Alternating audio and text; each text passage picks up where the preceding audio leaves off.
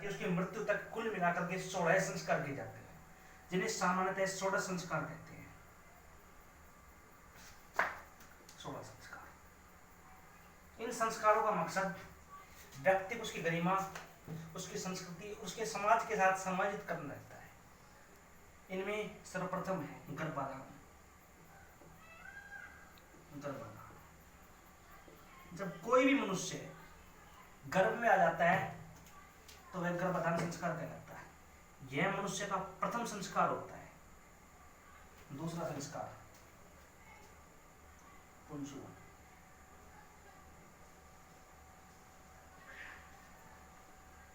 यह संस्कार मनुष्य के जन्म से पूर्व और गर्भाधान के लगभग 4 महीने बाद जो संतान किसी माता के पेट में होती है उसको पुत्र का रूप देने के लिए देवी देवताओं की स्तुति की जाती है, जिसे सामान्यतः पुंसवन संस्कार कहते हैं। दूसरा संस्कार है।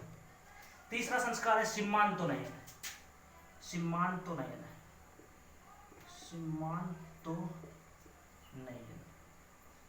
यह संतान गर्भवती स्त्री को अमंगलकारी शक्तियों से बचाने के लिए किया जाता है। सीमांतोनयन।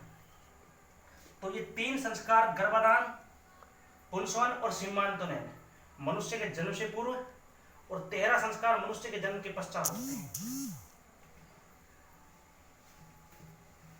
इसके बाद अगला संस्कार है जातकर्म। यह संस्कार अपने आप ही हो जाता है, यानी कि शिशु किस वर्ण का है यह संस्कार अपने आप ही हो जाता है।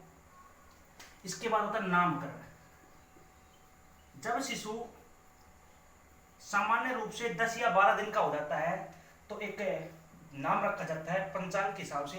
ज्योतिष शास्त्र में कहा गया है पंचांगम समारोह पंचांगम कथ्यते एतेषु पंचसु अंगेषु प्रथमे प्रतिपदा तिथि है, यानी योग नक्षत्र करण आदि के आधार पर शिशु को एक निश्चित नाम रखा जाता है जिसे नामकरण संस्कार कहते हैं। इसके बाद अगला संस्कार है निष्क्रमण संस्कार। जब शिशु सामान्य रूप से 4 या 5 माह का हो जाता है तब उसको घर से पहली बार बाहर निकाला जाता है। सूर्य देवता, चंद्र देवता आदि के दर्शन कराए जाते हैं, जिसे निष्क्रमण संस्कार कहते हैं। इसके बाद अगला संस्कार है चूड़ाकरण, या चूड़ाकरण से पहले होता है अन्नप्राशन। अन्नप्राशन। जब शिशु 8 या 9 माह का हो जाता है तब उसे पहली बार भोजन कराया जाता है और सामान्य रूप से इस अवसर पर यज्ञ, हवन आदि धार्मिक कार्यक्रम का आयोजन किया जाता है और संवत जहां तक होता है चांदी की चम्मच से भोजन किया जाता है, जिसे अन्नप्राशन संस्कार कहते हैं। इसके बाद अगला संस्कार होता है चूड़ाकरण। जब शिशु सामान्य रूप से 1 वर्ष का हो जाता है तो पहली बार उसके जड़ूले उतारे जाते हैं, जिसको जड़ूला संस्कार भी कहते हैं। बाल काटे जाते हैं इसमें उसके, तो ये चूड़ाकरण संस्कार हो गया। इसके बाद जब शिशु 3 या 4 साल का हो जाता है तो उसके कानों को वेदा जाता है, कानों में बाली पहनाई जाती है, जिसे कर्णवेद संस्कार कहते हैं। कर्णवेद। इसके बाद अगला संस्कार आता है उपनयन संस्कार। इस संस्कार पर ब्राह्मणों को बुलाकर हवन किया जाता है, यज्ञ किया जाता है। इसके बाद शिशु को जनेऊ पहना जाता है, जिसे यज्ञोपवीत या उपनयन संस्कार कहते हैं। यह संस्कार प्रायतः ब्राह्मणों और क्षत्रियों में होता है, यज्ञोपवीत या जनेऊ संस्कार। उपनयन संस्कार भी कह देते हैं। इसके बाद अगला संस्कार होता है विद्यारंभ। विद्यारंभ।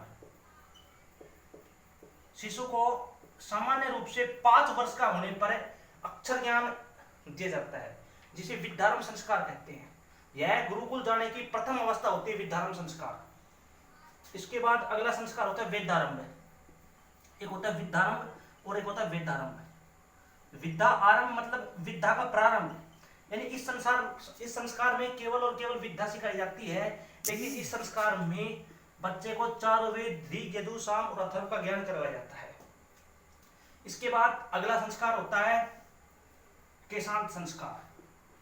केशांत। जब कोई भी शिशु सामान्य रूप से 16 वर्ष का हो जाता है तो वो प्रथम बार अपनी दाढ़ी मूंछों को साफ करवाता है, इसे केशांत संस्कार कहते हैं। इसके बाद अगला संस्कार होता है समावर्तन संस्कार।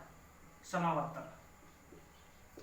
जब कोई भी शिशु या कोई भी अभ्यर्थी, अब वो शिशु नहीं रहता है, कोई भी अभ्यर्थी जब अपनी शिक्षा को समाप्त कर लेता है तब वो गुरुकुल से जाने की अनुमति मांगता है, गुरु उसको गुरु दक्षिणा के लिए प्रेरित करता है, वह गुरु को गुरु दक्षिणा देता है। इसके पश्चात वो स्नान करता है, स्नान करने का वो स्नातक कहलाता है और ये समावर्तन संस्कार होते हैं। इसके बाद वो विवाह करता है, ये विवाह संस्कार। और सबसे अंतिम संस्कार अंत्येष्टि होता है, अंत्येष्टि। इस प्रकार मनुष्य के 16 संस्कार समाप्त हुए।